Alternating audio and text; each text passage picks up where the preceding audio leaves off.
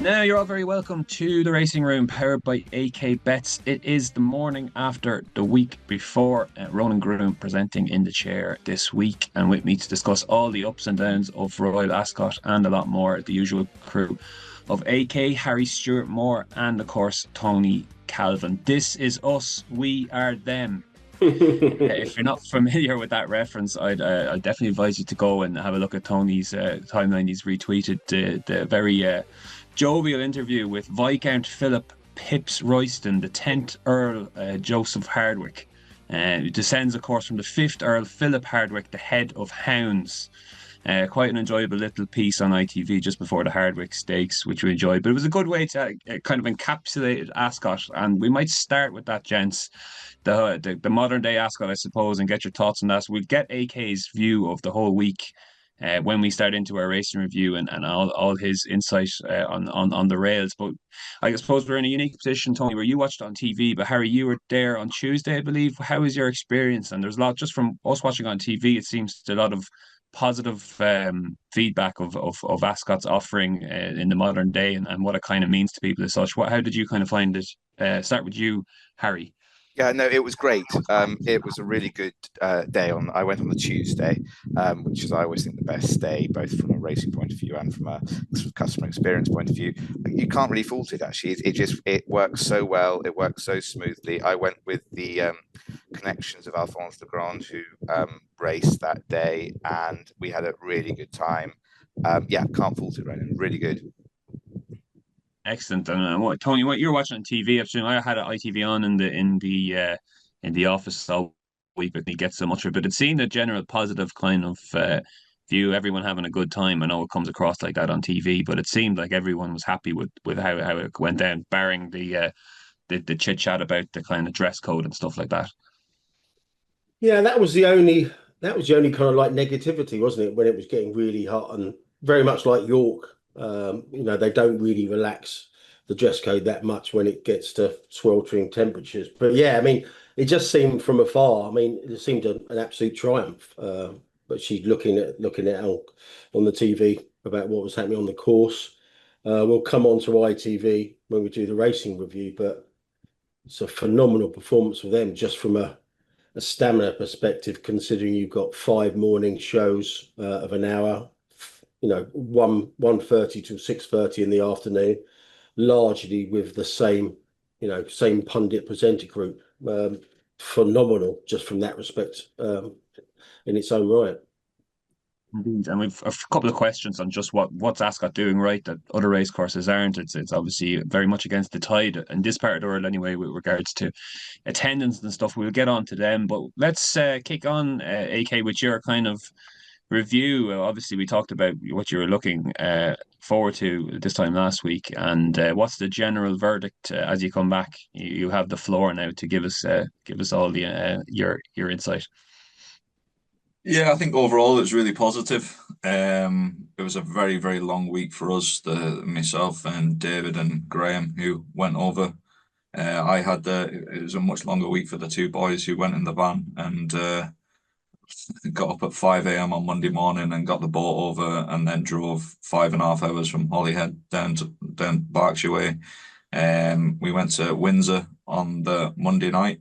Good story there from a check your tickets perspective. I had 500 each way on a horse across two bookmakers, 250 each way with two individual bookmakers, and then horse finished second, went to draw after the race, and one of my selections was the wrong horse, so I cost myself a swing of about 1,800 quid just off the bat there on Monday, which was a bit harsh, and I didn't know the bookmaker, and I just ripped the ticket up and just said, "Never mind, it's my own fault for not checking the slip." So that was the start of our week. We also had a good little story for you as well. We actually booked an Airbnb in Reading, right, and paid probably slightly too much for it, but it was Ascot week, etc. And you get given the addresses, you probably know, on Airbnb quite late in the day, and we turned up at this address and just immediately just said, "This is not going to be the type of address you want to be leaving in top hat and tails in the morning."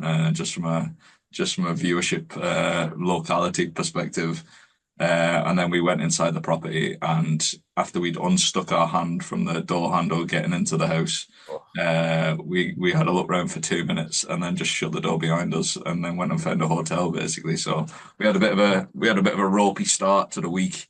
A learning from me from Airbnb would probably be just get the nice country house or the hotel, and just avoid the terrace house with the nice picture of the bedroom, I suppose. But yeah, that was a bad start to the week. And then the week in general, just as soon as we got to the track, from an organisation perspective, I just thought Ascot just did an unbelievable job. To say we probably going to talk about the crowds and some of those days, you 60 odd thousand. I think it might have been 71,000 on the Saturday. Like, genuinely, we were out of the track and away from the track within 5 minutes from a car perspective. Like, I don't know what the road network's like around there, but from an organisation point of view, it makes some difference. To say you could be hours getting out of a Cheltenham and think, and we're going to talk about some of the differences. I thought that was absolutely huge. I thought it was actually just the basics from a customer services point of view. I thought they did really, really well. The greeters on the door, there was no sullenness about them. They were all upbeat. I don't know if it was weather related, but everyone was in good humor, like overly friendly, and a genuineness about it rather than a contrived aspect to it. Coming out of the track, like the gate stuff, like, hey, on the Thursday, God, was that a bad day? Oh, don't worry, lads, you'll get it back tomorrow. And here's a bottle of water and some sandwiches we didn't sell, and take those with you. Like, it was just from a pure organisation point of view and a friendliness point of view, I thought they did unbelievable. That is, when we arrive at the track and when we leave the track, we go under the grandstand, like through the like the concourse, like underneath essentially, like, and you see the amount of like food and drink and crates and barrels, and like it's some operation. And if you're a big company and you're hiring anybody from a logistics point of view, I just thought you'd be probably looking at some of the guys at Ascot. I thought they just did unbelievable from a putting on an event perspective in probably as enjoyable as nice weather is. It's probably slightly difficult as well to work in those conditions. From a bookmaker perspective, we were quite lucky because we were on the lower rail. The sun didn't actually hit me in the face until about 10 to 5 each day, and until like 6:30 or whatever, and full in the face. And it was in the sun, it was close to unbearable. It was bloody hot with all the gear on, and even not in the sun, like the humidity. And it was just, as nice as it was just probably slightly uncomfortable to be working in as well. Some of the bookmakers that are on the back lines and later on in years and might not be taking as many bets on the back lines and stuff, I don't know how they'd done it in full on heat for most of that day. I always have Ben Keith getting on to me, panicking about skin cancer. You've got to put lots of sun cream on, Anthony. And like, from that perspective, he would have had a heart attack if he would have had a look on that back row, I think, because there was some lads getting toasted basically. So pros and cons to everything, but I think overall from a racing perspective and from an event perspective, I thought it was very, very good. There's some slight negatives. I thought the proliferation of Ascot bet was a little bit too much. Probably detracting slightly from the betting ring, which I never like to see, and I'm probably slightly biased in that regard. But I think people much prefer to bet with on-course bookmakers in general. I thought that was quite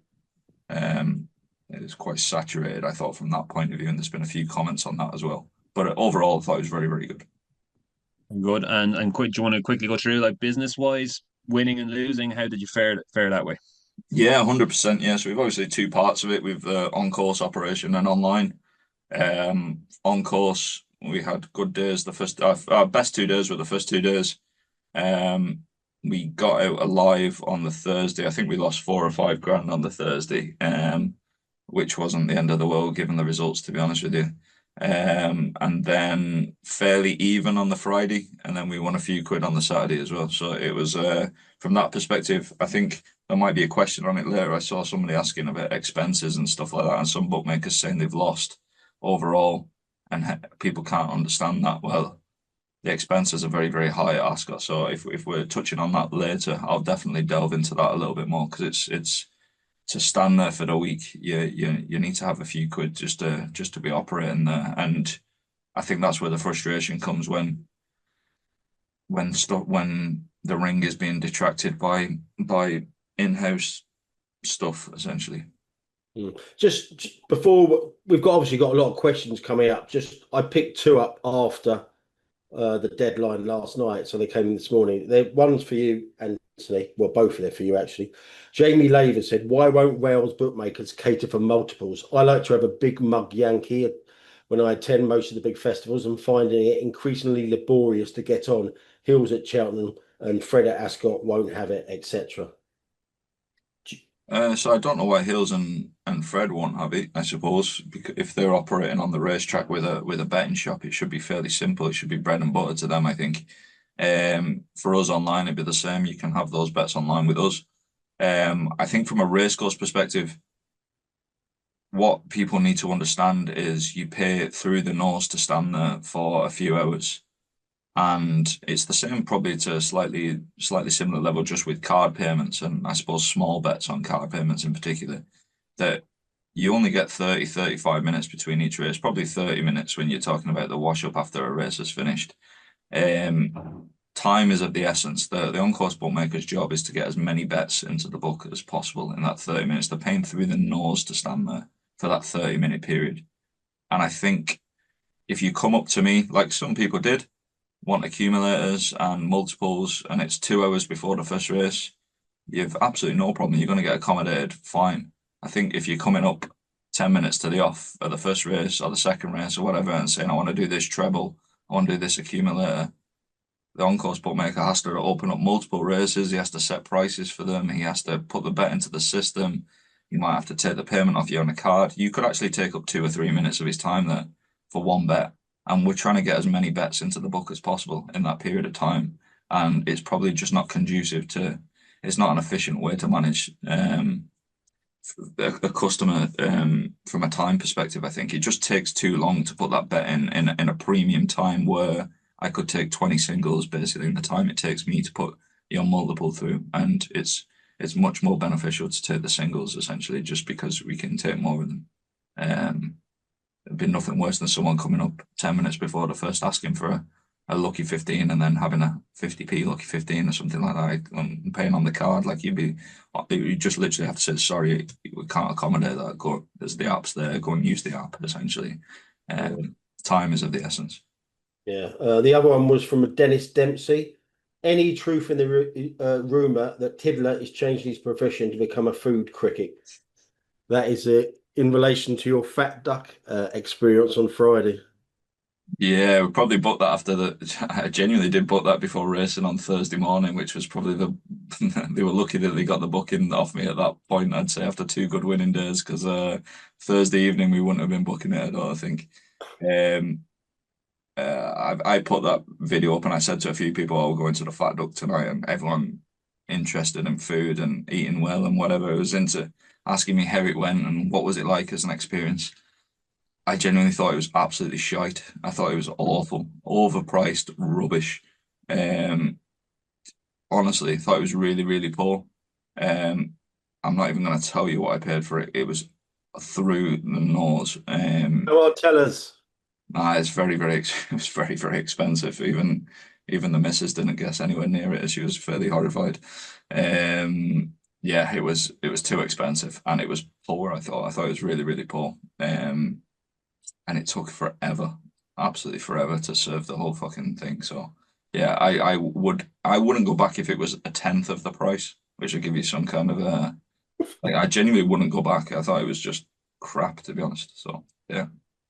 Yeah, just one last one from me. We touched on it last week about Ascot Wi-Fi. How was it for you, Harry, with the masses on the Tuesday and you professionally all week, Anthony? Well, I didn't use it. I used the 5G, which was actually fine this year. So it's probably a better question for AK, really. I thought the lower crowd days, the Tuesday and the Wednesday, were absolutely fine. I thought, whatever they've done here, they've nailed this. It's absolutely fine. I think as we got towards the back end of the week, it struggled a little bit for us. We were blind a few times for a few minutes and things like that. It was a good few times. It was it wasn't ideal. It wasn't even ideal for just looking at the phone, I think, as well, just towards the back end of the week. I think they struggled when the numbers went up. It wasn't anywhere like this is out for an hour or anything like that, but it just got slow and cumbersome the more people were at the track, basically. But start of the week, it was very, very good. Very good. Quickly before we get into the racing review, I just asked you, AK, with the kind of size of bets and stuff like that. I guess the perception of Ascot would be a lot of guys and girls with deep pockets and stuff like that. With this, did you see that? Was it everything you expected with the size of bets coming through, or is it more or less what you'd expect for any generally big meeting, or how would that go? I still found it very strange. The pockets must have been so deep that they couldn't get their hands to the bottom of them. I thought there was some bigger bets knocking about for us as well as people around us, and there was a lot of small bets. I've probably never seen a crowd with so much wealth dressed to the nines and been asked what's your minimum bet so often, which is the, if you want to make me cry, that's probably the question, I'd say. We got asked it a good few times, which is fine. Like, we accommodate everyone. We're not one of these. If we had some woman betting 50p each way with us and she was accommodated, but obviously trying to turn over that business as quick as possible and move her out the way. But like, we don't turn anyone away, to be honest with you, as long as they're not just dilly-dallying for no reason. But yeah, there was a lot of small bets and some okay ones and some bigger ones as well. But yeah, just I don't know. There's a lot of 250s each way, I suppose. Like, I think a few people have commented on it. It's not like Ireland. It's what we love about Ireland, I suppose. I think it's just bred into people. It's ingrained in people that if you go to the races, you're going to have a bet. It's probably as important as the pint you're going to have as well. I think it's probably more important. It's kind of right at the top of the wish list. I don't think it's the same in the UK. Well, Royal Ascot in the Royal Enclosure is always going to be a bit different than everywhere else, because you're not necessarily there even to watch the racing. But yeah, I take your point. Mm-hmm. Well, interesting. Okay, we'll kind of whistle stop tour of the week, I suppose, Tony, you to kind of lead us here. But we kind of touched on the massive crowds. Because we don't really need to elaborate on that, but just to say it was 286,000 total for the week, a near 5% increase on last year's total. But Tony, you want to kick us off there with kind of the top jockeys, top owners, top trainers leading into who had a good week and who had a particularly bad week, I suppose. Yeah, I did, to back those attendance figures, like you said, up 4.8%. I did check with Ascot this morning about that. It's actually through the gates rather than paid tickets and not necessarily turned up. But that was through the gate. So that's a phenomenal figure in the current climate. Will Aikenhead, who's head of corporate affairs there, he tweeted this morning, 585 runners, 18 jockeys successful, 22 different winning owners, 21 different winning trainers. So there was a really good spread, which is not always the case at big meetings like Cheltenham, obviously. But yeah, the Cornwall Partnerships were the top owner. The side story there is the first time since 2003 that Aidan O'Brien didn't have a Group 1 winner at the meeting. So even though the Cornwall group were the top owners and Aidan O'Brien had 5 winners, he didn't have a Group 1 win, so which is pretty staggering when you think about it. Ryan Moore, predictably, a top jockey, was 7 winners. And on the back of that, I think someone was giving £5,000 for every winner he had to a racing charity. So they benefited. And surprisingly, John Gosden was the top trainer with 5 winners, same as O'Brien, but he won on countback. So that was very good. We won't go through a laborious exercise in naming all of his good winners like Fielder Gold, Ombudsman. I think people get a bit bored about that, and it's probably been done to death in the previous 72 hours anyway. But obviously, John Gosden probably had the 2 most striking winners of the week were Fielder Gold and Ombudsman. So yeah, a very good week for him. Wafnan Racing had a really good week. They had 5 individual winners.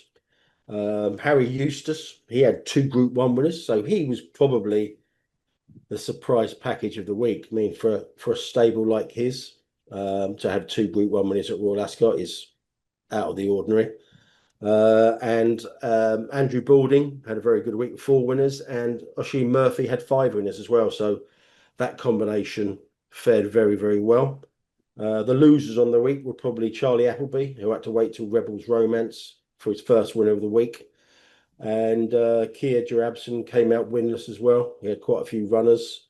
Not as bad as it sounds because he had 3 place horses. But, you know, if you're paying for 2 million for Ghostwriter on the Monday, you're probably hoping for a little bit better than the 3rd place as he was. But yeah, it's not a disastrous week. He had a couple of good seconds as well. So just got touched off by Arizona blazing the Commonwealth Cup. So yeah, that was for them. So yeah, Waffenham would have been absolutely delighted. They splashed what I imagined a ridiculous amount of money, but if they come out with 5 winners, then you know it's pretty much job done from their racing manager Richard Brown's perspective. So yeah, yeah, they were the kind of like the winners and losers of the week. And like I said, there was a very, very good spread of winning trainers. Like Ed Walker had a good week of a couple of winners, and like I say, it would honestly watching it on TV and watching the coverage. We'll come onto the ITV coverage shortly. It just looked at an absolute triumph of a meeting for all involved.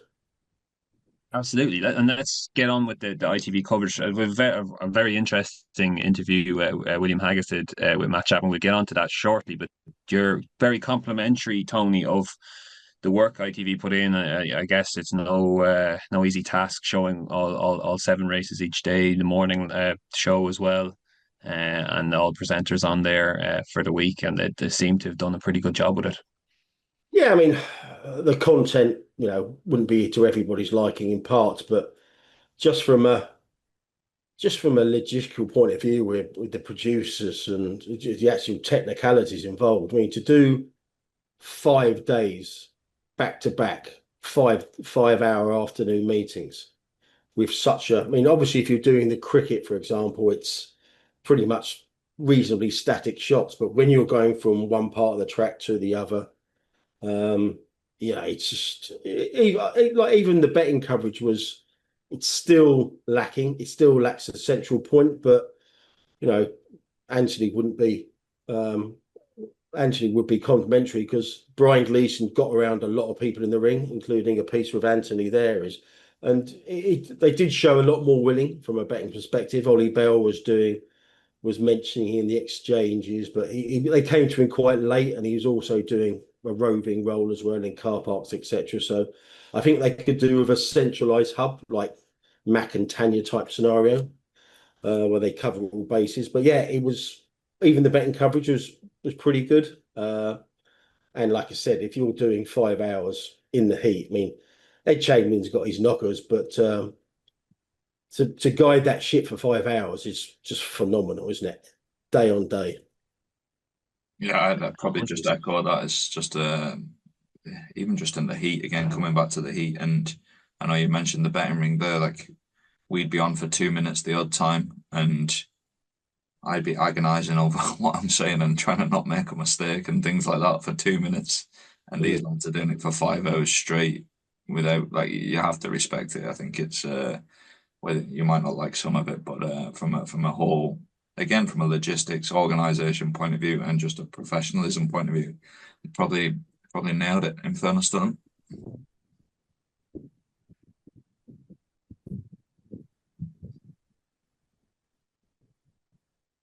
Yeah, absolutely, and it's a great point, Tony, you made about just other sports. Cricket's just one camera shot, I guess. Football the same. They're going to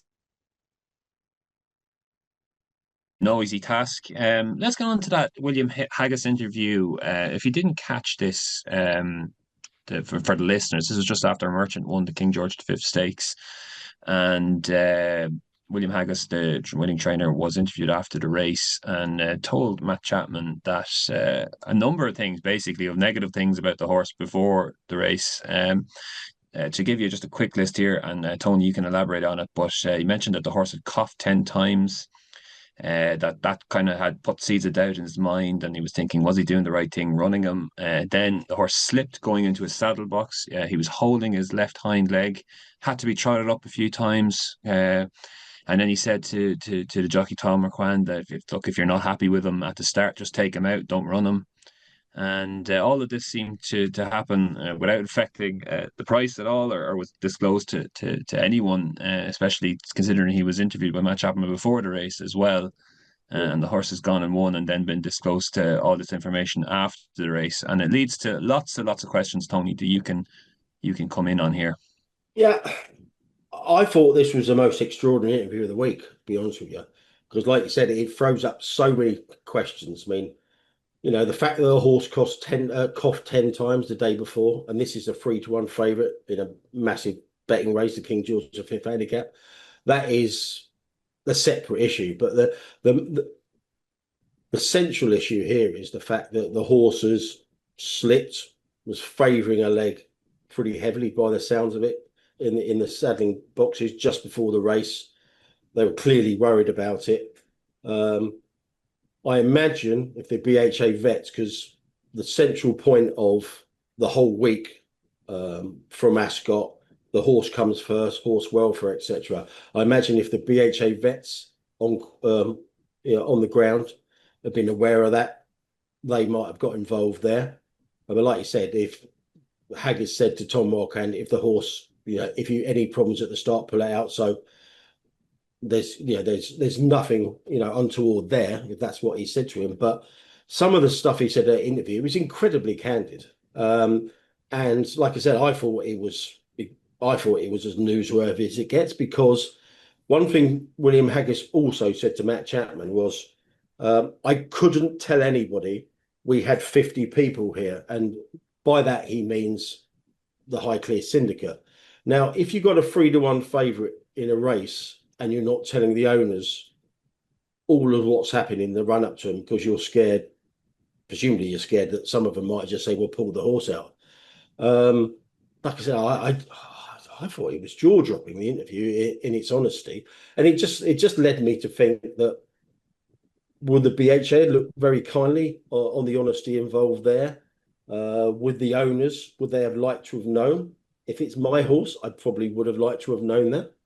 And it also just begs the question, how many times does this happen and we don't know about it? The horse is allowed to run in these circumstances and runs deplorably, and we don't get to know about it. It's kind of like, it's a really tricky one because you have to admire his honesty. And the interview was a little bit awkward because he knew what he was saying was probably about, he was being too upfront with what had happened. But I guarantee you now we wouldn't have had that interview if the horse was finished, tailed off last. But I just thought, I don't know what the others thought, but I sent the clip around, and if you're listening to this now, I will retweet the interview. So when you're listening to the podcast, you all go and have a look at the 3-minute clip for yourself. But I don't know what the others thought, but I just thought it was, like I said, I think it's as newsworthy as it gets for various reasons. It was, I agree, it was admirably candid. And I think that if it wasn't a very well-respected trainer at a top meeting, that there is a chance that British Horse, the trainer could expect perhaps some contact from the British Horse Racing Authority after the event, given the kind of welfare climate that we're in now. I suspect that won't happen. But, you don't want to discourage people being, very straightforward and honest in these interviews. And it's nice to hear about what goes on. There was obviously a huge release of tension in him. He seemed very relieved by the result of the race. And perhaps he just let his guard down. But, I don't want to put people off. Being honest. No, neither do I, but I think you need to do it before the race, unfortunately. I think it's far from satisfactory that those comments are after the race, myself. On what basis? Just out of interest. On the basis that if I was the owner, I'd want to know if my horse was coughing, falling over, fucking hanging off one leg. But public. But what about telling the public beforehand? 100%, because the public bet on the race. Like, it's the betting that funds the sport. It's unbelievably important that this stuff is known before the race. After timing it after the race, and there's no way, like Tony says, there's no way this comment comes out if the horse finishes tailed off last.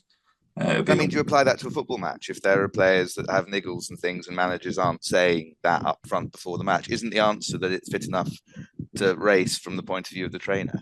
I apply it to any sport where it's funded by the betting public, and I think the betting public deserve more respect, in my opinion. I thought I did think it was a very, very tricky one, very, very tricky one. But I don't see how any racing journalist listens to that and doesn't think there's a story to be had and a story to be written. If anybody has written about that, I haven't seen it. But as I actually spoke to a couple of journalists that are on track.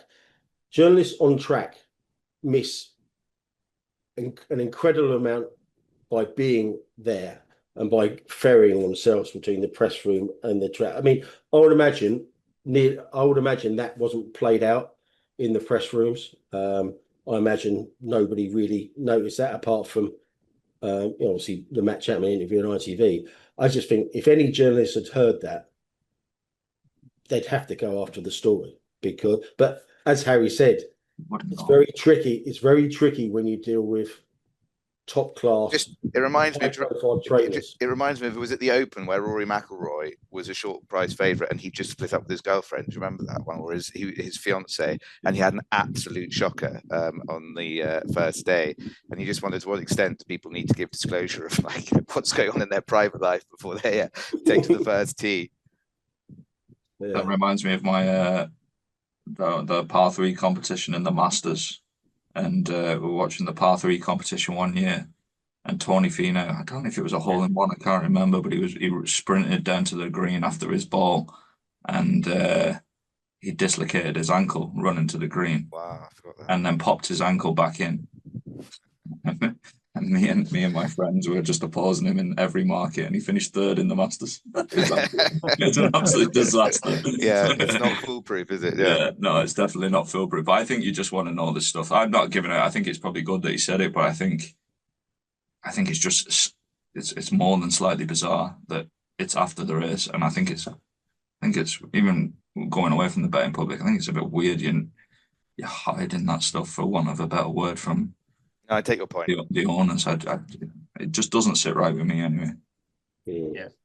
A tip of the cap to Matt Chapman, I guess, for asking the question and putting him on the spot as well. And with regard to what you mentioned there about journalists at the track, like I've been in that boat before, and I guess a lot of those interviews are recorded by guys who just go up with their phones and record them. But I'm guessing with Ascot, the kind of post-race stuff takes long enough, and people would have got their bit of quotes earlier and then gone back in and maybe not heard that. So that's but I guess you can still pick it up later on, I suppose, and it's surprising that no one actually has ran with that story again.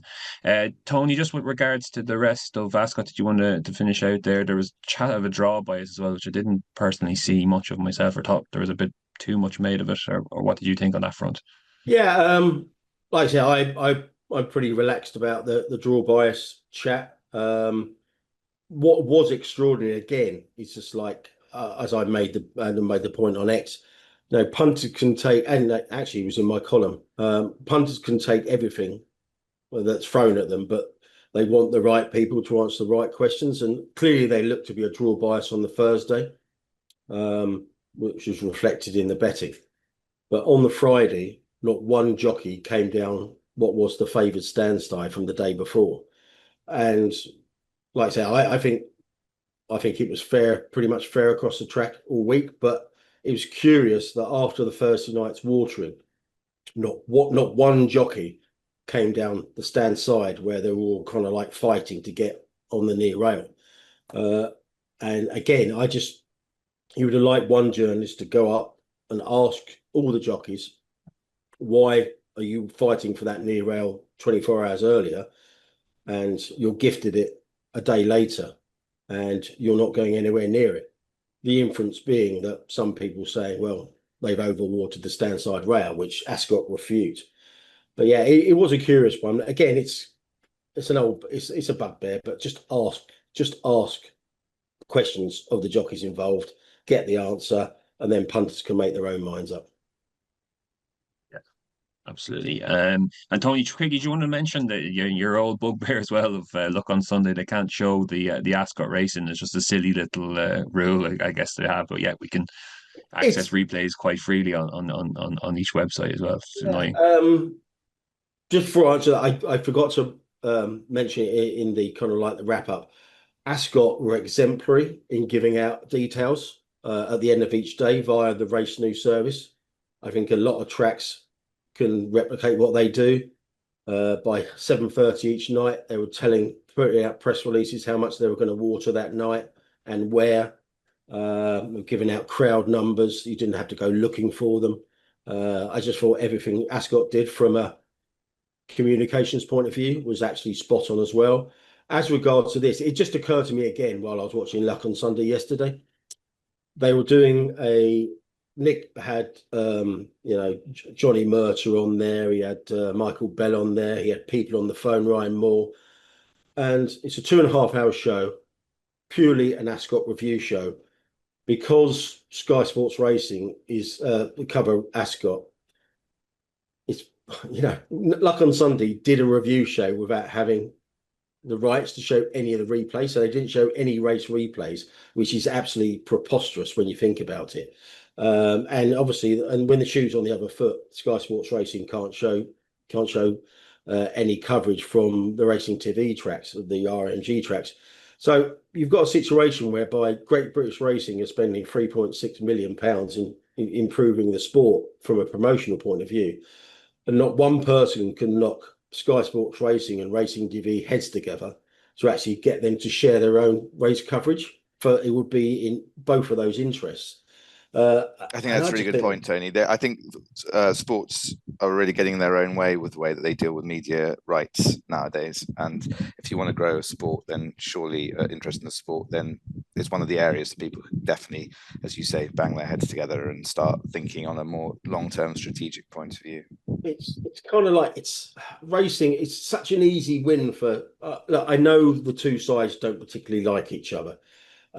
And they don't, but somebody just have to go up to them and just say, look, for the benefit of the sport, this is so obvious, but Sky Sports Racing cover a lot more tracks now. Ascot would be a prime example, but they cover other big tracks now like Newbury and Chester, etc. And just covering this sport. So someone highlighted the ridiculousness of the situation, said Racing TV can't show SSR can't show on ITV, but I can go on the Racing Post website and watch replays from both tracks. Mm-hmm. It's just ridiculous. Where's Lord Allen when you need him? Yeah, was he there? Did you see him? Did he ask for your opinion this week, Anthony? He was there, wasn't he? Oh, was he? I wouldn't know him if he walked past the street. There were supposedly quite important meetings going on when they were at Ascot between various parties. Sounds it. Decisions being made. We'll move on, gents. We'll finish it out with Ascot there and move on to our topic section and get through this. And start off with a High Court case against Flutter. I'll bring you in here, Harry, if you don't mind. I'll give you a bit of context first, or our listeners a bit of context. So this is a story here in Ireland. Though the Competition and Consumer Protection Commission, the CCPC, has launched legal proceedings in the High Court against Flutter as part of an ongoing criminal investigation into potential breaches of competition law. So the case follows searches by the CCPC on a number of businesses in the betting industry over the last month, which also include Boyle Sports. So the CCPC has the power to carry out unannounced searches on businesses with a warrant issued by the district court. And it searches for evidence where it has reason to believe that companies are not compliant with competition law. So we don't know much more than the bare facts here, Harry, but perhaps you could give us kind of an indication of how serious this might be for the likes of Flutter and Boyle Sports before. Well, I don't know how serious it could be at the moment, to be honest with you, Ronan. But in terms of this latest development, I think it was picked up by the Irish Independent, and I'm not sure it's that big a development, because looking at the actual underlying statute, it seems to be a technical claim relating to the privilege of underlying documents. So when you litigate in adversarial systems, you usually have a process called disclosure, which requires parties to hand over documents to the other side that are relevant to the dispute and might also not help their case. So in other words, you have to cough up damning evidence, and there are very serious penalties if you don't do it. One of the exceptions to that is where documents are privileged, and one of the types of privilege that can apply is legal advice privilege. Now, it looks to me, so in other words, advice from your lawyers does not go to the other side in the context of litigation, and there are very obvious reasons for that. Now, it looks to me that what this is a civil claim, and bearing in mind that I think the competition authorities are looking into criminal charges, it's a civil claim under this statute, which deals with whether those types of documents, those privileged documents, can be used by the regulator. So I think it's highly technical, but very well spotted by the journalist in the Irish Independent. But I don't think it particularly gives us much of an indication of what is going to happen on the criminal side of things. And likely drawn out for a while, I'd imagine, like most things through the court. I'd imagine so, yes. Okay, we move on to a classic case, I suppose, of disgruntled punter with account closures. With a tweet from a guy called Ellis. You might have seen it on X this week. He's basically complaining about Paddy Power closing his account on the same day he had quite some good positions on horses running at Ascot. So in a screenshot on X, which appears to be a reply from Paddy Power to the customer, it seems they have stated that his account was closed for security reasons, and that any winnings would not be permitted to be withdrawn, as they are indeed winnings and not net deposits. AK, do you want to come in here on this? Have you seen this tweet and any opinion on what's going on? Yeah, I saw the tweet. I think it's just very hard to know what has happened, I suppose. Harry probably have some opinion on it, and it's probably more worthwhile listening to Harry than myself. I just bounce this around internally here at AK Bets. And one of our guys who's senior enough here came back and just said, I'll read it, some of the messages from him. He just says, there's always two sides to every story, and we've only seen half here. But he pointed out that it's bad practice to not give a reason why winnings are being withheld. He said that it's something we would do. If there was any dispute over anything, we'd be very specific about why we were taking the course of action we would. I think that's one of the huge frustrations punters have with corporate bookmaking, I think, is the carte blanche attitude to withholding funds or withdrawals, but not being specific about the reasoning. That's been a big bugbear of mine in the past. So we try and be as specific as we can in that regard if the shoe is on the other foot. My guy said could be so many things: third-party funding, source of funds concerns, duplicate accounts. He also alludes to it being a hospital pass, me even asking him the question because he doesn't know anything specifically about the case. And then he said that it seems like they've now reversed that decision, whether it be social media or whatever, but and they've let him crack on, which suggests that he's provided extra documents that would have settled any concerns. And he concludes by saying, but that's all hearsay from his point of view. Yeah, just a few things that it's just very hard to know the specifics when you're only hearing one side, and when I think, as I alluded to, the bookmaking side is just very non-specific about the reasoning of its actions. I don't think that benefits anybody, and especially the industry. I mean, Do you want to come in there, Harry? Yeah, I mean, from my point of view, it's potentially another indication of the fact that too many people in compliance at particularly big firms don't really understand the compliance framework. The email starts off, "I'm afraid it has been closed as a business decision taken by our security team." So why is the security team making business decisions? Our security team can close accounts as a business decision at their discretion. And then it's, unfortunately, we do not have any further information regarding the reason for closure. I mean, it is so deeply inadequate, this, as to be untrue. And again, if it's, it says it can be for all sorts of reasons in relation to, and then I give examples of compliance, and AK, you're right to point out, of course, there are always good reasons not to, why funds can't be paid out. But this email has been written by someone who does not know the difference between, in my view, doesn't know the difference between a business decision and a compliance decision. And that, I think, is prevalent throughout a lot of the big players, is that you just get these very confused people saying, this is the reason we can't pay out. And frankly, they just sort of create rods for their own back, because then someone goes on to X or takes them to the small claims court, and they just get laughed at for producing this kind of stuff. So I mean, I think it's a big problem at that particular company, to be honest with you. Like we've seen, I don't know if we're ever going to talk about it on this podcast, but you've seen my own personal thing with them in the last month or so. Harry and Tony around loss prevention, a department called loss prevention. Yeah. I wonder if they're distant cousins of the security team. I'd say, yeah. Really, that's still ongoing, Anthony. It's still ongoing, yeah. It's maybe we'll talk about it at some point, but loss prevention, making trading decisions, like it's a company that I used to work for. Loss prevention tended to focus on staff dipping into the tills, and that was their kind of job. And from a security and was this bet placed late sort of thing. Loss prevention, which is entirely legitimate. Which is the job they should be doing. They now seem to be doing a lot of trading stuff, getting people out of shops who use SSBT machines. Totally from my correspondence, like so far beyond the intellectual capabilities or skill sets, maybe is a better way of putting it. Just bizarre, like the amalgamation of roles just all mashed into one, and you get responses like that basically that do not make sense. And there's somebody sending that from a very large organization who thinks that's an appropriate way to interact with customers. It's just I don't really know if this was in Ireland or over here, so that's another thing to point out before we get too heavy on the regulatory side. But I think increasingly you don't want the regulator seeing emails like this over here anyway. It's kind of like I'm sure this is industry wide inadequate, conversations like this, but we've seen it with Labrets and Dylan Phelan. It's kind of like this drip effect about how bookmakers treat and communicate with their customers.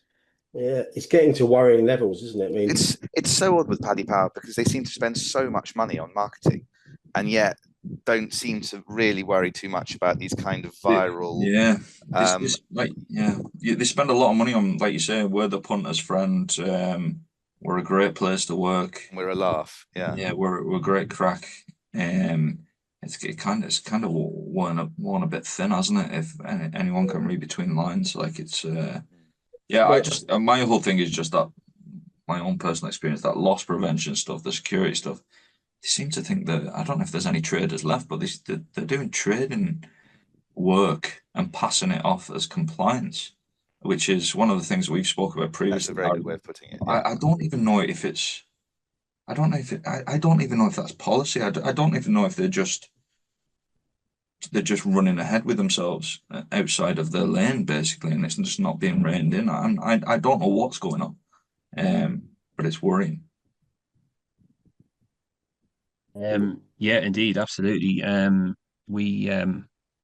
Tony, you briefly mentioned the to me earlier on. They obviously spent a lot of money getting Gemma Collins for their Ascot stuff last week, and I think that ad was about how they treat customers, wasn't it? Yes.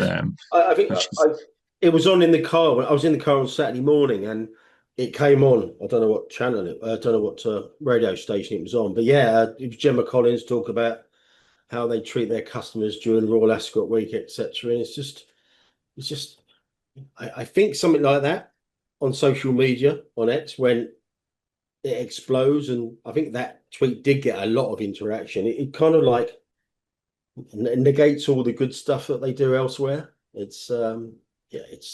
If you're the boss of that business, you'd be getting hold of that pretty damn quick if you're good at your job, wouldn't you? And sorting it out. Indeed. We move on to update on the kind of Tote seeding situation. It appears that UK Tote have changed information in their, I think it's in their About Us page, which relates to their seeding activity, which is you guys have discussed on previous podcasts quite a lot. So it now explains when they do it, this seeding, this is which pools they do it in, and admits that it can be 50% of a pool, and also admits that they make a net profit from it. Do you want to lead in here, Tony? And yeah, someone contacted me last Monday after the show, and just said you may want to have a look at the updated terms and conditions on the tote. And it may be, I think it might have happened a week before. The person I spoke to said this was on the back of month-long conversations they've been having with the UK Gambling Commission.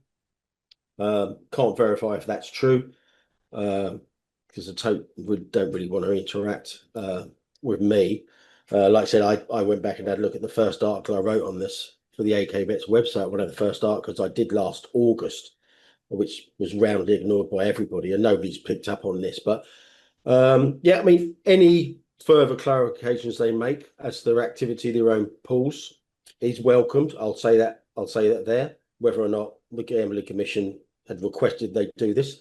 But yeah, the two main points that three main points really that I took out of this were they do seeding in nine of their own markets, including PlaySpot. They're also involved in their win and place markets, which I'm surprised about. So fair play for them for their honesty and say, yeah, we're involved in nine of our. I disagree with the fair play point. I'd say they've been made to do. Well, it's like you say, we've got to be fair about this. We don't know exactly how this come to pass, but any further clarifications and transparency is welcome.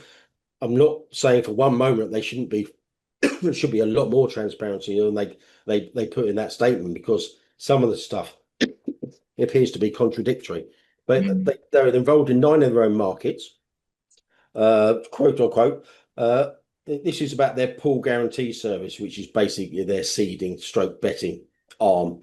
They admitted that this pool guarantee service is pre-configured to contribute anything up to 50% of any pool in which seeding takes place.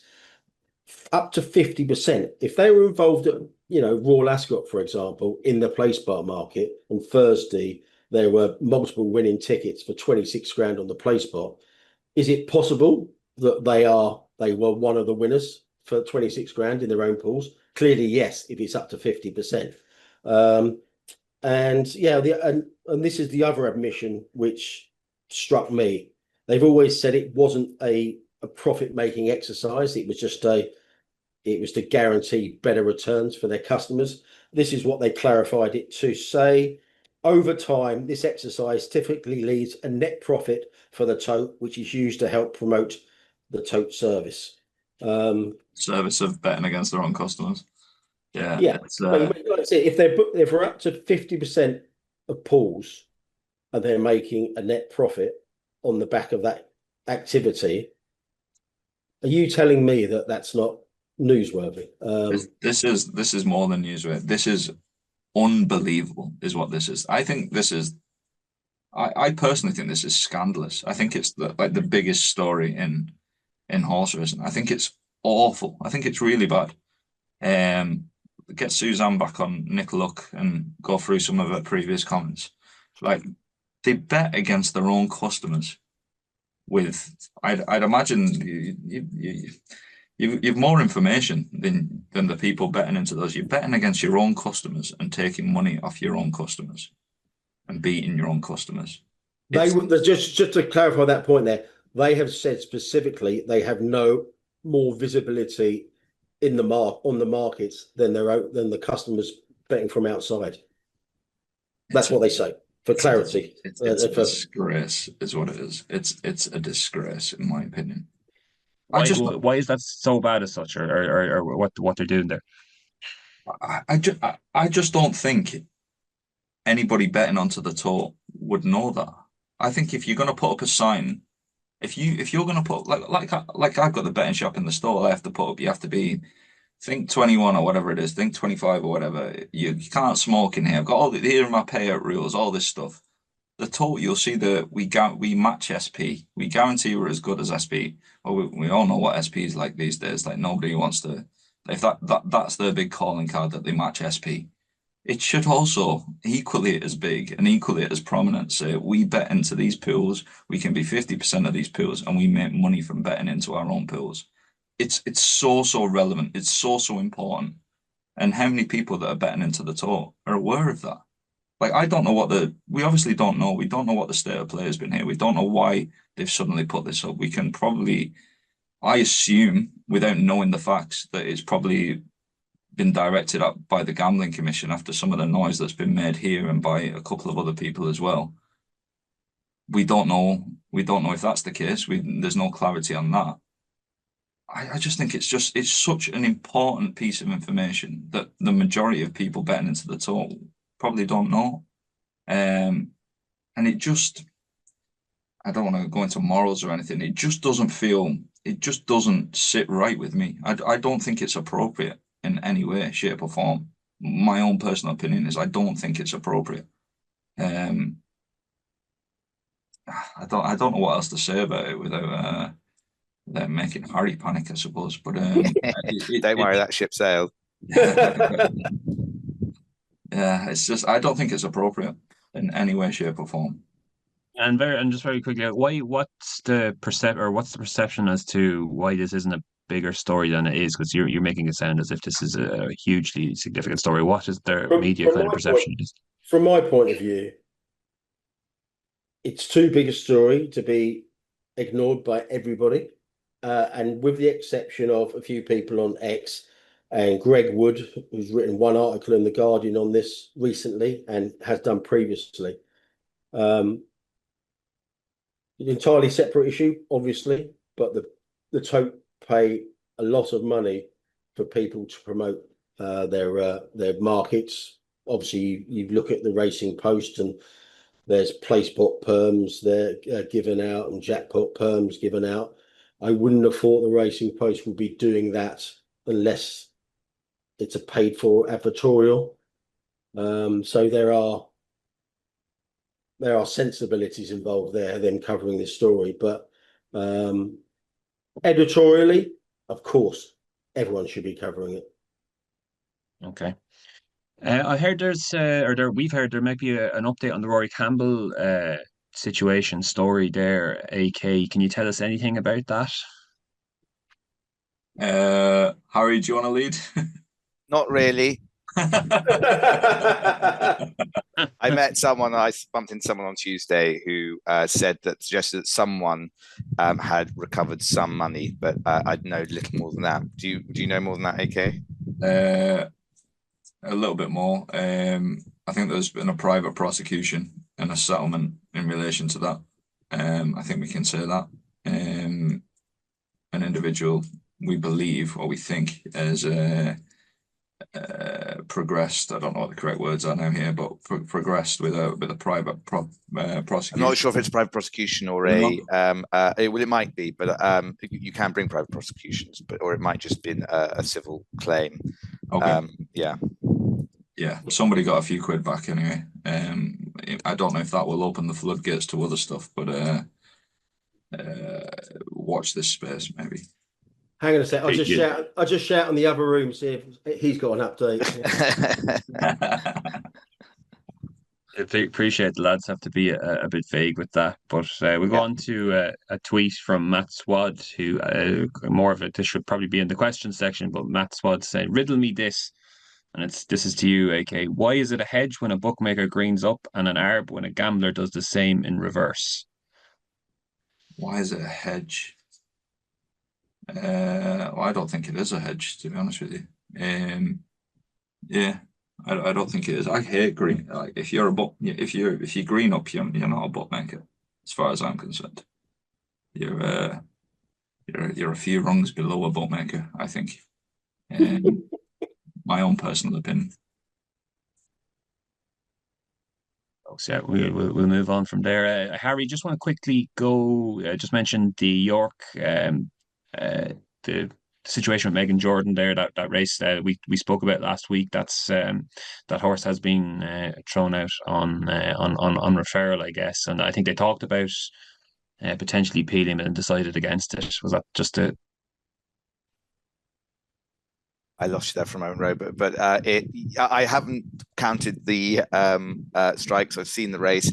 If it's 10, it's bang to rights under the rules. It's only in these very narrow circumstances where it might not have been 10, or the whip review committee might have miscounted, or the jockeys misunderstood the rules in the steward's inquiry and admitted to something he didn't need to admit to. Very, very narrow circumstances where they're going to be appealable, because it's basically usually a question of counting. It's well, I'm not being facetious here. Someone did say that there was some kind of controversy about one of the strikes missing. Oh, really? God. So obviously it's your Alphonse Grand case. But I mean, is it a case where, I mean, the race was worth 25 grand. Is it a case that people don't challenge these because the cost of trying to defend it is too excessive in relation to the prize money won? No, it's Depends who you use, Tony. Hey? Depends who you use. I think it depends on a mixture of the prize winnings and the sort of how prestigious the race is, how important it is to the connections. Basically, you do get people who want to do it over small figures, but really, it's also just it's a schlep. You know, the BHA tend to want to do these in person. So that everyone can see the footage on a big video screen. So it's coming to London, going to the IDRC, the panel coming up. It's a big exercise challenging those review committee decisions, particularly if the BHA are going to insist on doing it in person or asked to do it in person. So I think that's the main reason. And unless you've got a pretty good argument, and that it's worth, it's got to be worth it in some sense, but it's not a technical, it's not an easy procedural technicality just saying, oh, we'll appeal that and we'll spend 20 minutes on a video call. It doesn't work like that. It's Megan Jordan, the winning jockey, is actually gutted, because if you win that Queen Mother's Cup, one of the perks of doing it, you get your body weight in I champagne. saw that. Yeah. You get your body weight in champagne, so she has to give that all up. So yeah. Hasn't the winning rider or the promoted winning riders has offered to split the half of champagne with her or something like that? I only saw a headline from the Racing Post, but I believe that's the Yes. case. So get a bit of champagne at least. Yeah, there you go. Yeah, if there's any left. There you go. Yeah, and we've just hit the hour mark, gents, so we might do a more quick fire kind of version of the questions here. We'll start off with one from Stable Eye for you, AK. So he says, it's probably not a question, but would you mind going through the associated costs of attending a festival, etc., like cost of pitch, entry fee? A lot of bookmakers saying they lost for the week, which is hard to believe from public eyes. So what was your kind of insight there? Insight, just run through costs off the top of my head here would be you buy the pitch, you pay about 10% to the RBC Bookmakers Committee on top of what you agree with the bookmaker who you buy it for, so you can buy pitches for various amounts, as I'm sure you're aware. For costs on the week, for us, the ferry there and back would have been about €600 for the van and the ferry. You're obviously paying the wages of, in my case, there was 3 of us went over, of which I was one. So you're paying wages for 2 fellas for the guts of a week, essentially. There's food costs for all those days. The fat duck, excluding the fat duck, obviously. Come on, tell us how much it was. I was over £1,000. Fucking joke. Anyway. So that's one thing. The hotel, or Airbnb, which I got the money back from, thank God. The hotel, because it was a last minute job, again, from our point of view, was a couple of grand. My betting badge to be a bookmaker for the week was 2,800 quid. My 2 staff to work with me for the week were 400 and something each. To use my system for the week, well, we used the elite system. I think they charged 12 quid a day, so that's 60 quid. We forgot one piece of equipment, which was to hold the board in place, so we paid 50 quid for that as well, borrowing that off somebody else. So the cost went up, basically. All your badges and stuff, you're talking 3.5 grand, not to mention all the little things like petrol, food, hotel, couple of grand. We hired fucking Top Hat and Tails, about 900 quid. For the week, like all these things add up. So our expenses were close to 10 grand for the week, basically, to stand there in the heat for 5 days. And you're talking, you have to win 2 grand a day to break even, like, and that's where I come from when you're talking 250 each way on this, 250 each way on that. Like, it's you need quite a few of them. And you need them to get beat as well. So it's an expensive. Now, other people do it differently. There'll be people coming locally, people wearing their own clothes. I got flights over. I didn't go on the boat, so pay for my flights, taxis from airports to hotels. Like it's not cheap. It's genuinely not cheap. Um, everyone I think has to. I think bookmakers in general are really conscious of their expenses at the moment because, from a money perspective on the track, we're very lucky because we can cross sell into online. I suppose the lads that aren't cross selling into away from the track.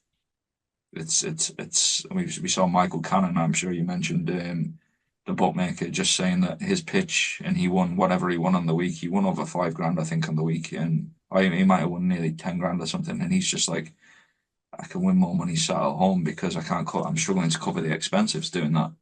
I don't think people realize that. Like, if you're running at 10% to cover your expenses, you've got to turn over 100 grand. And like, it's not it's not an easy thing. It's not an easy thing to do. So Yeah. That's the story basically. Yeah, good insight there. Another one to you, AK ACL, is asking, why doesn't AK show the book per race or a final summary as Dragon Bet, Wales, Cannon on course do?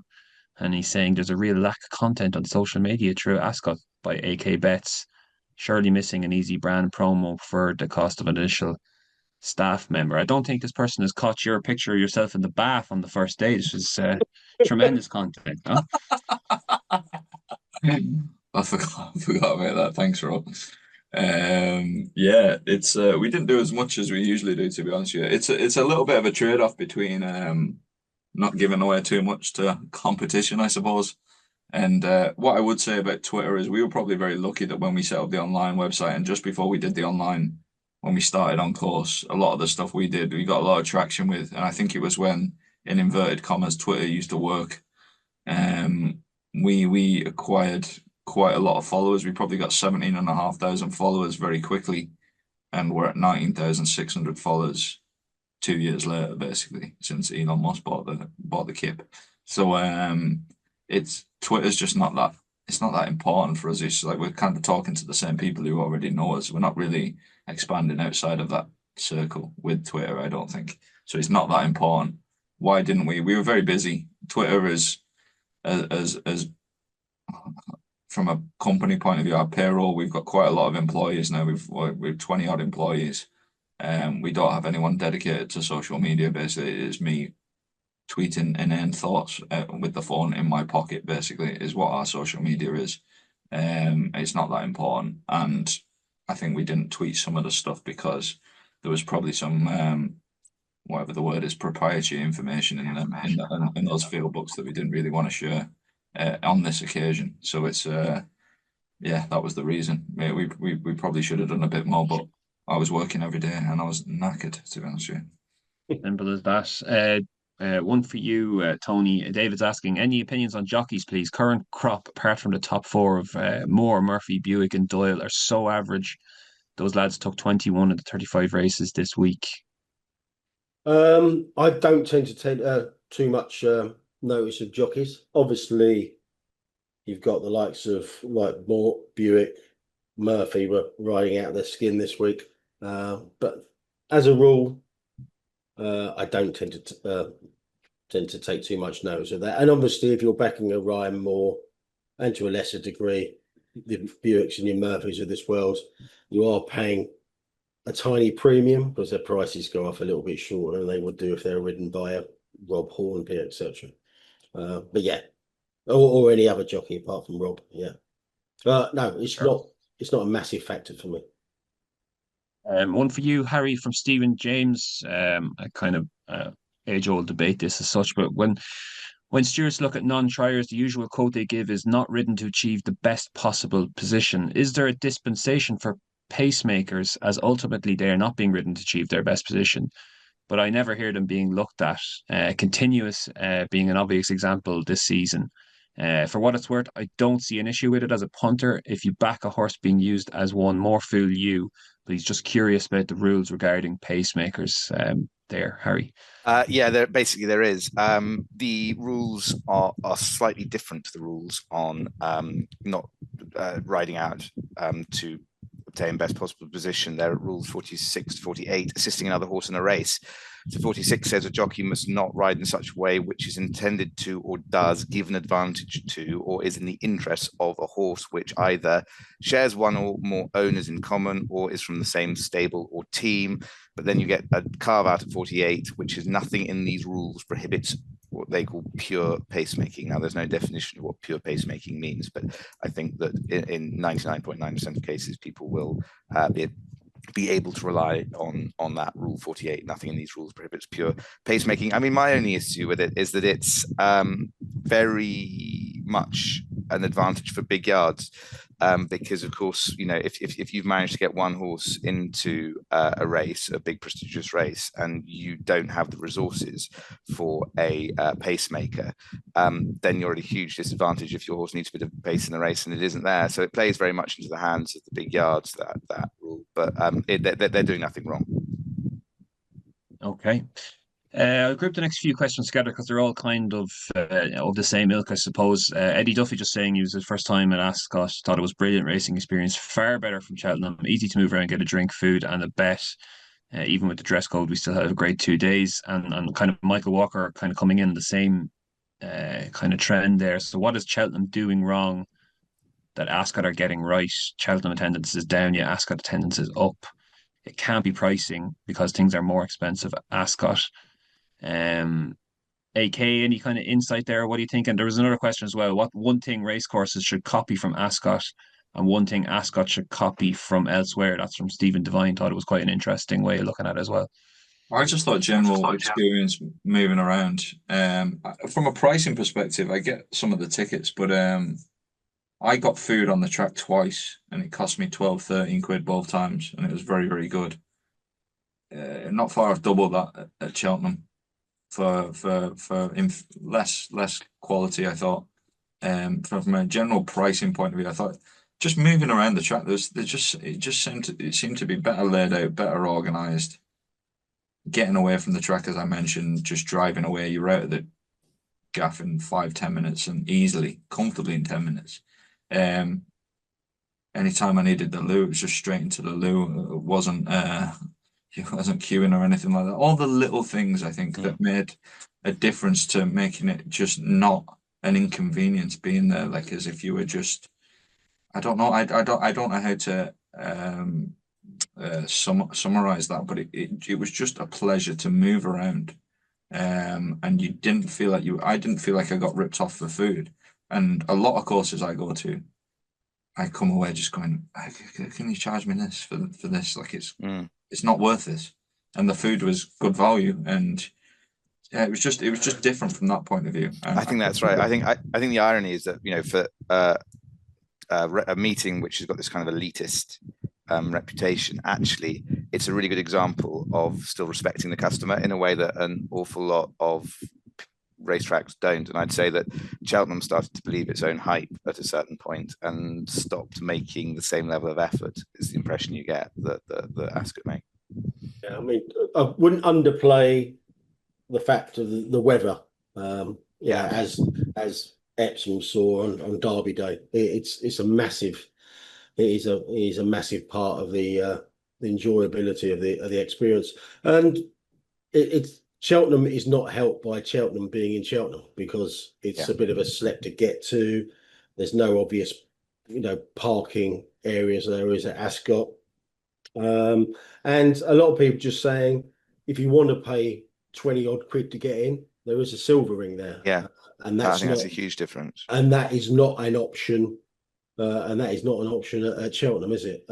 So, I think for all its elitism in areas, it does cater for everybody. I can't stress enough the general demeanour of the staff. It just came across as they wanted to be there. I'm like very specific about, I lament going into petrol stations and just the basic customer service, I think, has just disappeared from so many industries. And I was so surprised by how pleasant everybody was and genuine. For what are probably agency staff as well. I don't know how they did it, but they got really good people there, and it makes such a difference. I think just from a base level, it's so important. I don't know how you replicate that Cheltenham was weird. It's like, stop there, go and eat, open your bag. Like, it was just like totally, it was totally different. Like it was just friendly. It was really, really friendly. It was just, it surprised me because I've never been to Ascot before this week, and I would have had the impression sat at home that it's not for me in my shorts. I know it's not for me in my shorts, but like I would have always had that impression. It's not for people like me. And I thought it was it just surprised me. I thought it was really good. Really. No, and you're right, Tony. It's got huge natural advantages over everyone else with its ownership structure and its money. And there are not many places that can spend that on a new grandstand, however long that ago it was now. But it is also a lesson, I think, that investment in things and spending money on the experience does pay back, and it shouldn't always just be a race to the bottom. I'm not talking about Cheltenham in particular, but there are tracks where you just get the impression they're trying to do it as cheaply as possible. Can I also just say, just getting here now, my favourite part of the whole week, which I've not mentioned, on the Tuesday was Harry Stewart Moore trying to come and see me in the Royal Enclosure, but not having the appropriate badge. Come and meet me. Yeah, so I had to go into the non-top end area to go meet you, didn't I, Harry? That's right. Yeah, no, with the hoi polloi and the owners and trainers. Exactly. I was going to mention it before. You went viral on Tuesday. You were behind somebody, weren't you, Harry? I did. I was. I appear. My moment of 50 minutes of fame appear in one of Blogger's videos while he's bellowing at the camera about some horse not doing what he was expecting it to do. But I can tell you, he was genuinely annoyed even after the video ended. So it wasn't for the sake of the camera. He's legit. Very good. I'll quickly say I was at Ascot 10 years ago, and one of the best experiences I had at a race course. I just think it's excellent. Whatever way they're cooking it up there, they've maintained it, and I think they mentioned it quickly on Look on Sunday. The PR or the kind of way they marketed it at the Ascot U. I think that was good campaign that probably resonated with people in London. And action on the track when you compare that to Cheltenham, like every race is seriously competitive. So they're obviously getting a lot right. Two more questions, gents. Harry, you might take this one. David Bradshaw, give us an insight into the BBC, or he's suggesting what have the BBC got against racing? Ascot was by some distance the biggest sporting event in the last 7 days. No Wimbledon, no cricket, Friday, Saturday, no football. But it's below even the tittle-tattle from lower grade sports. Is there anything in that, or is that a the BBC stopped doing any racing coverage a while back now. They got rid of Tip of the Day on Radio 4, or largely got rid of Tip of the Day on Radio 4. The BBC is accused of falling into line with a certain political viewpoint from time to time. If that's true, then it's perhaps not hugely surprising, given the stick that misuse of the word stick, encourager that racing gets nowadays. And I think that it is a very good example of what's happened. And one of the things about Royal Ascot is it's managed to maintain its position in the British psyche, and it's perhaps now the only part of racing that can do that. And I think that the disappearance from racing from the national public broadcaster almost completely is a very good example of what's gone wrong with racing over the last sort of 20 years, which is that it is becoming a mainstream irrelevance, sadly. And Royal Ascot is a very good example of it not doing that. And just going back to the marketing that you were mentioning, you very much hope that in this new marketing venture that we're all engaged in, that they are going to try and make whoever is responsible for it at Ascot pretty central to it. Yeah, very much so. And then one last question on something completely different than everything else. And Matt might get knocked back here when I ask AK this, but he's asking, going back all the way back to the Masters, and asking how much did AK Bets lose on the Masters to the nearest 1K? So how do you feel about that question, AK? Less or more than on the Fat Duck? So the nearest 1K, you might as well turn to the nearest penny. Yeah, it was bad, wasn't it? It was I think it was saying to Tony before, it's pretty bad. It was 100. It was 170 odd. I think I can't remember the exact specific number now, but it was a few quid anyway. So it was a light one throw. Just 85 trips to the Fat Duck. That's a good way of looking at it. Yeah. That was 2 grand, was it? No. Yeah. You obviously lied to your missus. Yes, exactly. I didn't tell her I was going, to be honest with you, because I think she'd wanted to go there for a while. and sure, you never get away anywhere these days with the kids and everything. But I sent her the picture as we were outside, or just as we got in, and she was fairly relaxed about it. I think. I was going to. It's one of these tasting menu jobs, is it? Where you sit there for hours and they bring you it is, but like food, some tasting menus can be nice. Yeah. Like even if you just like honestly, they served this thing and they were like, "Oh, we're real famous for this," which I always hate anyway. Yeah. And it was like fucking soil. Like it was like it's like what an idiot I am. Like I'm paying about 80 quid for this particular dish here, and like 3 of us just went, and then they got, and we genuinely went. Sorry, like we're not like I tried a bit of it and I was like trying to like force it into me, and Dave Tyrrell, who is like Mr. Chicken Wings, was just having none of it. I know we're running over a bit, but this does bear repeating. Because Gary Wiltshire got in touch with me yesterday. He hadn't seen your video. Sent me a couple of DMs. He said he would like to have gone there, but he went to the pub across the road. He sounds like old big gal wouldn't have been too enamored. In fairness, we should have probably listened to Gary for food suggestions. In fairness, there's probably no better man in fairness for experience. But we went on our own, and like even that soil rubbish that we were like they put in front of us, they were like, because obviously it was obvious that nobody had touched it. And then they were just like, "Oh, do you not like it?" I was like, "No, I don't like soil." And then she said, "We can go back to the kitchen. There's another option for this dish, snail porridge." And we were just like, "Oh wow, what am I doing here? Like wow. This is just like." Actually, I would have paid good money to watch Gary Wiltshire eating there. Yeah, it wasn't. I think the kebab shop, obviously, it might have got a bit of a roaring trade after you came out, wouldn't it? Yeah, I was so late by the time I just wanted to go to bed. Like, but how long did the whole thing take? Fucking ages. It was 9:15. We were the last sitting, and we got out of there about 12:20. Oh wow! And we were hungry, bored, slightly drunk because that's the way we got through it. And I left 200 quid sunglasses that I left there. And I had to buy new sunglasses the next day. So it's just like add another juice to the expenses. Like the final kick in the bollocks, isn't it? Less 200 quid sunglasses. Brutal. Right, we'll have to leave it there on the scathing review for the Fat Duck, and we'll come back to it again, I'm sure, sometime. But all I have to say is thanks very much for listening, guys, and hope you had a good Ascot. And as always, if you're having a bet this week, check out the Big Prices tab on the AK Bets website for all the biggest prices on the biggest events. And if you're having a bet this week, that is. And all I have to say is goodbye. Thanks for listening. Thanks for the lads, and we'll talk to you this time next week.